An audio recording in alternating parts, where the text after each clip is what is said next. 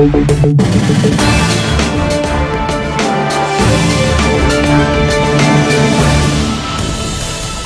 nang isinalin sa Bangsamoro Transition Authority ang pamumuno sa Autonomous Region and Muslim Mindanao o ARM. Kaugnay niya na makakapanayam natin si GMA resident analyst Richard Heydarian. Magandang umaga sa iyo, Richard. Good morning, guys. Okay, I know that you've written about this agreement and then you're quite optimistic about it. No? But I'm old enough to remember yung pag-setup ng ARM na there was a similar excitement and optimism no pagkatapos ng 1987 Constitution na nagkaroon nga ng autonomous regions, Cordillera and Muslim Mindanao. And ngayon, ARM is considered kind of a failure. Otherwise, hindi naman siya papalitan. What makes BARM o itong bagong sistema dyan sa Muslim Mindanao different? Well, I mean, unang-una, cautiously optimistic dapat tayo. No? There's no alternative. We have to work on this. Unang-una, yung ating administration ngayon, pinag-aralan nila yung mga mistakes sa ARMM period. Pagdating sa ARMM, for instance, very limited yung kanyang scope, no? Mostly mga tausug, 5 probinsya lang nakasama. So, BARM is much more inclusive, much more diverse. Iba't ibang grupo nandyan, Maranao, Maguindanao, tausug.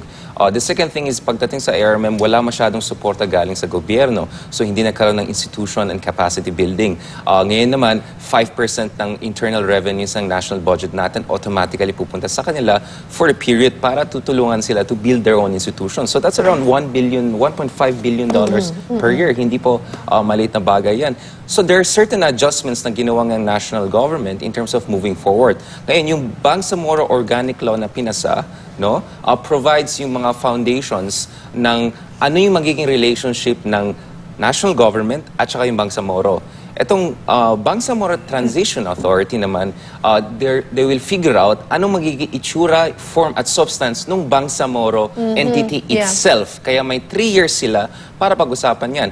Ngayon, of course, yung Bangsamoro Organic Law at saka yung BTA ngayon, ito yung mga based dun sa 2014 peace agreement between the Philippine government and MILF. So ito yung extension ng peace agreement na yan. At of course, dahil MILF yung isa sa mga partido dito sa peace agreement and that MILF is the most powerful group, 12,000 military troops na meron sila, most powerful insurgent groups, sila rin nagkaroon ng biggest representation dito sa BTA na yan. Okay. But their representation is not overwhelmingly big. Actually, 41 to 39 yung breakdown dito sa 80 members. So it's a very slim majority na meron actually yung MILF. No?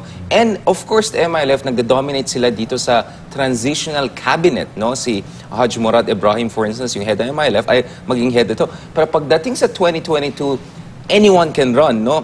Kahit yung mga tao na hindi sangayon, for instance, the Tang Dynasty sa Sulu na hindi nagsangayon, pero kasama na sila ngayon sa they can run sa 2022. So, trabaho lang nila is temporarily bilang stewards to set up the transition.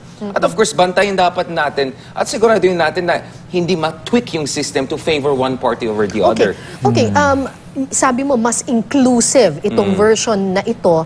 Pero ngayon pa lang, may mga agam-agam na naririnig tayo mula sa kampo ng MNLF. Nagre-reklamo sila na unfair daw yung composition nitong Bangsamoro Transition Authority. Let's be very clear. Ito yung isang faction within the MLF that is aligned to former MNLF chief, Nur Miswari. Not the entirety of MNLF. Maraming mainstream MNLF ay kasama sa ARMM leadership at sila ay actually kasama ngayon dun sa Transitional Authority. So? It's yung faction mismo ni Miswari. Yes, but President Duterte has been listening to Miswari, meeting with him, giving him new importance and attention. No? So you cannot downplay naman yung faction na yan. That's the problem, no? Dahil dito sa personalistic politics ni, yung kumpadrino style ni Pangulong Duterte, parang medyo na magnify masyado yung influence nung Nur Miswari faction na yan. Not to mention, wag natin kalimutan yung nangyari sa Zamboanga in 2013. Marami pong namatay, no? A whole town was under siege for a very long time dahil doon sa faction ni Mr. Nur Miswari, no? Pero dahil siguro sa treatment ni Pangulong Duterte sa kanya, he feels now empowered to question the whole process. Again, you need to be inclusive, pero hindi naman pwede lahat isali, no?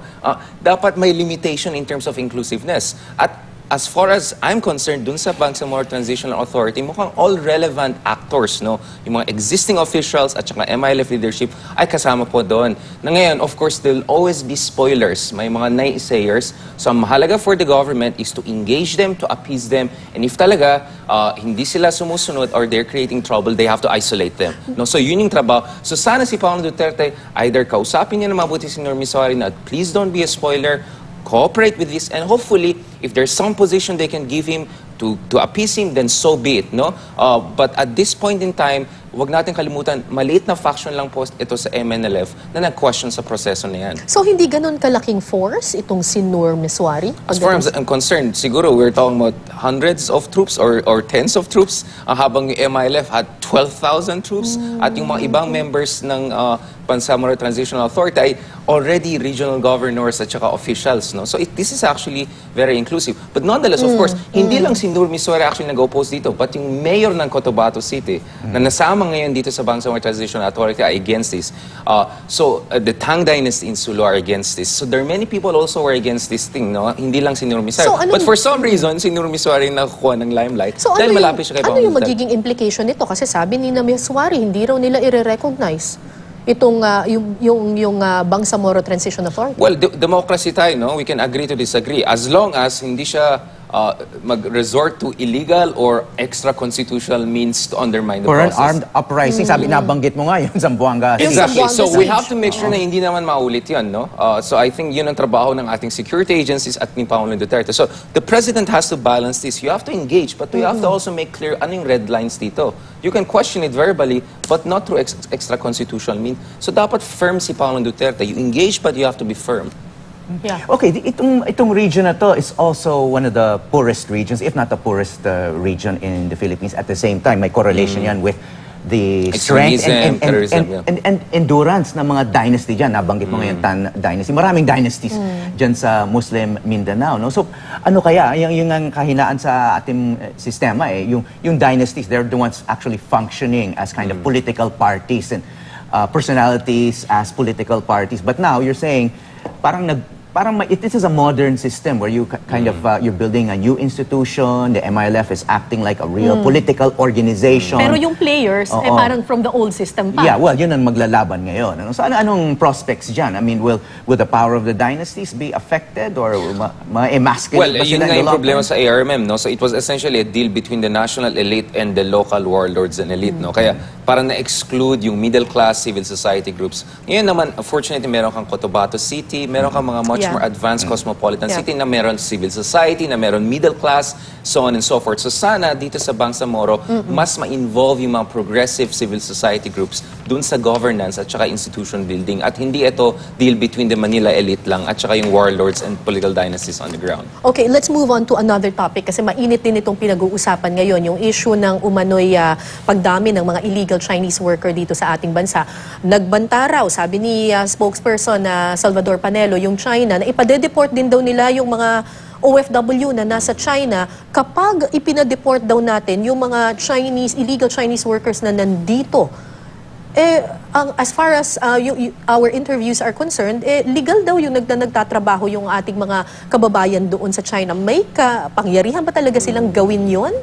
Kahit na legal na first of all, dapat nagtatrabaho? may confirmation galing kay Ambassador Zhao, no? So, hearsay lang to. No offense to Salvador Panelo. Well, he heard it himself, so hindi natin so if the masasabing. ambassador, I want to see confirmation. Now, if that's the case, unang-una, medyo weird na ating presidential spokesman ay nagsasalita in behalf of a foreign dignitary na nagthreaten sa atin, no? And so much for our friendship with China. Kung parang, hostage exchange na parang, if you touch your citizens, we'll touch yours. And ang issue dito ay illegally staying. Wala tayong problema with legally staying Chinese. At yung pangalawang problema, ang lumabas doon sa Senate investigations na nililid ni Senator Villanueva, we don't even have consistent figures coming out from the government. They're not even clear. Narinig natin 170,000 dun sa Senate investigations, pero narinig din natin up to 400,000 na possibly illegal Chinese citizens dito. At we don't even know who are these people, no? Anong klase mga tao dito. So, so ang proposal siguro ng government ngayon is to regularize them so that we can get taxes from them. But we have to be very clear, to begin with, dapat hindi kayo pumpasok illegally dito sa Pilipinas. Pangatlo, yes, we have to be open to investments to China. Pero yung mga investments na hindi kina-crowd out yung local labor. Parang masyadong madaling excuse na sabihin, kailangan mo ng Chinese workers kasi hindi na kailangan i-train na, para hindi ka na mag-train ng mga Pilipino. But that's the whole point. Nagdadala ka ng investments dito, quality investments, to create jobs for the Filipinos. Kung mga foreigners lang pupunta dito, ito nga yung problema dun sa ibang bridge project. Grant galing sa China, engineers and company galing sa China, workers galing sa China. So, sana mga Pilipino dyan, we have to make sure that the investment is mutually beneficial, no? At kung nag-grant naman sana ng China, hindi rin yung Chinese company yung nagbe-benefit dyan, no? At another issue is, sigurado natin itong mga infrastructure projects na yan, ay talaga for the benefit of our country. Kasi around the world, from Africa to Latin America, even in China, ang dami mga white elephant project, no? Yung mga projects na magandang tignan, pero hindi kailangan. Pero over time, parang yung feasibility studies ay parang kapos. Kaya over time, parang hindi kailangan, parang nilalangaw na lang, no? So, or the ownership transfers to China or the Chinese government eventually. And the point is, of course, unfortunately, baka may kickbacks dyan here and there, kaya may nag-yes. Para in terms of benefit to the community, hindi clear. Kaya nga, one of the clearest way na isang investment ay beneficial sa komunidad is if you create jobs for your local employers. Ito na nga, 10 million Filipinos ay lumalabas sa bansa natin. Correct. Underemployment po natin is 17%. You have so many skilled Filipinos who are not finding job. And then ito pa, sa loob pa ng bansa natin, we're relying on forced labor. Parang medyo questionable. Yeah, gusto ko lang i-highlight before we end the interview. No? Parang the administration keeps talking about rule of law, how important rule of law is, and this is what's behind the drug war and all of this. No? Pero when it comes to illegal Chinese workers, it seems to be willing to suspend rule of law, no? So, yan ang medyo may parang kailangan i-reconcile, no, ng gobyernong ito. Yeah, I mean, and rule of law essentially is a predictable and uniform application of law. Walang special treatment, no? Kung anong bansa ka. And I think maraming senators, no, even yung mga ibang na-allied sa administration, ay nagsabi, dapat walang special treatment. I think Senator Lacson also was one of them who raised that point, whether Japanese, American, or Chinese, dapat walang special treatment. Ito nga, marami tayong dinideport ng mga foreign nationals, including of other countries. Na napaka-strict tayo. And sana, we don't give this impression to the Chinese that they can just do Come whatever they want and dahil friendly si Paolo Duterte sa kanila. As I said, the same principle applies. You engage, you welcome investments, pero firm tayo sa ating red lines and no special treatment. That's rule of law. Maraming salamat sa iyo, GMA resident analyst Richard Heydarian.